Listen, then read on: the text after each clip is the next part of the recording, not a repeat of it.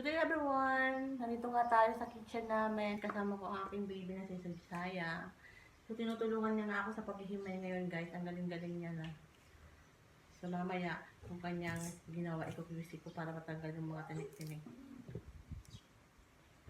See guys? You know how to himay-himay.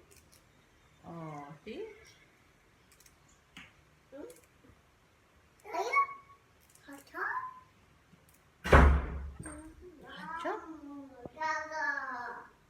Oh, Kuya David is coming. Hello, say hello to the camera.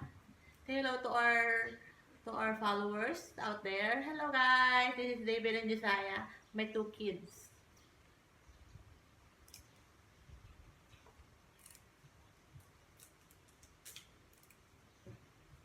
Wow, very good, Josiah.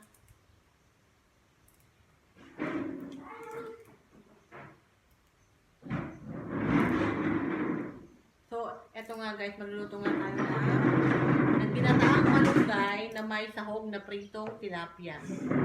So, yun nga guys yung imagine ko tayo din na lutuin today. So, masarap na siya.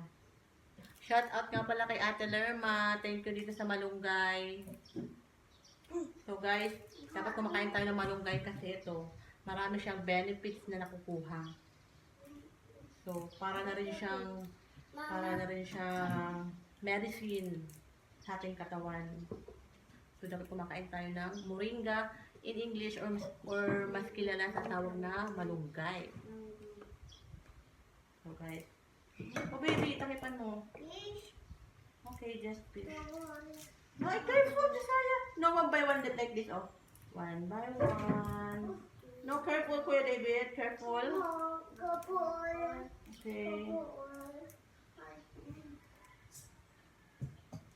So, guys, matagal nga maghimay ng malunggay. Ako din ka ng 30.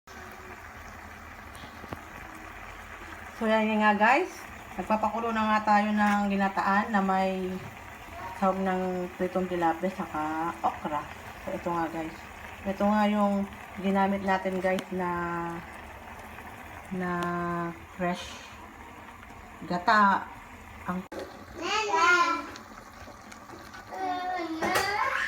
So, ito na nga guys. Yung niluluto natin ng malunggay. Ayan. Ayan guys. Yan na tayo. Ito nga.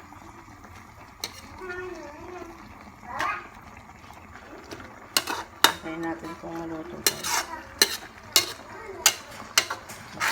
Meron itong kasamang okra. So guys, ito na nga. Malapit na siyang maluto.